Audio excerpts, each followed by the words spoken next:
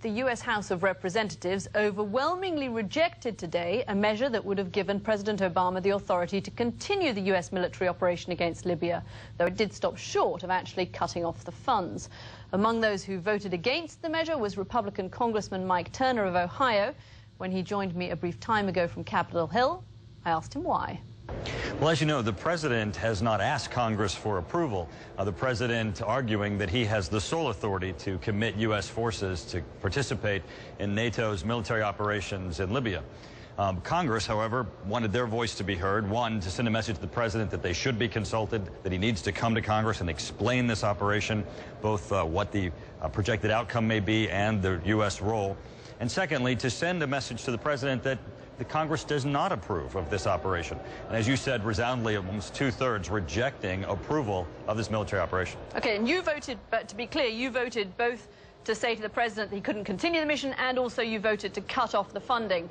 Is this, are you suggesting to me that this is really a procedural matter, and that was the problem you had with the Libya mission? Or did yours reflect what you hear from your constituents, which is a general war weariness in the country? Both. I believe that this president needs to come to Congress for his authority, and secondly, there's a great deal of concern as to what the U.S. involvement is, what the mission is.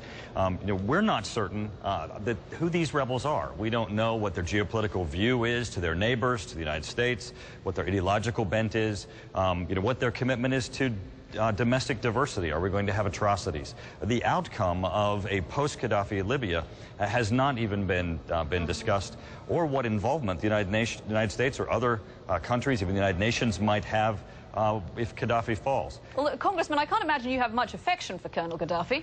Absolutely not. We all know who we're opposed to. We just don't know who we're for. And in this instance, Admiral Locklear, U.S. Admiral, has already stated that he believes that once Gaddafi falls, the ground troops will be necessary. What is the president's current planning for a post-Gaddafi Libya? What is the U.S. involvement? What will our NATO allies' involvement be?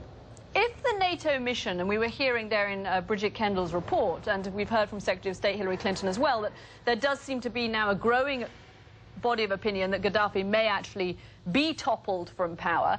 If he's toppled from power, would you revise your opinion of the NATO mission and think that U.S. involvement had been worth it?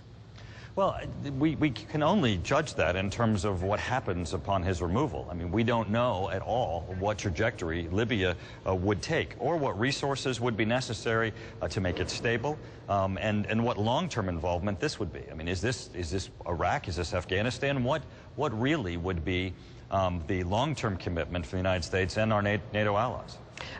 Will you try and push for more action? Because this was largely a symbolic vote. Are you going to try and do more now to try and get the funding cut?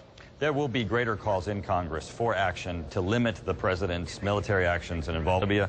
Also, this will be a continuing demand on this administration to come to Congress, explain what he's doing, explain what the mission is, tell us what post-Gaddafi planning is occurring, and give Congress the information that we need. Congressman Mike Turner joining us there from Capitol Hill. Thanks very much, Congressman. Thank you.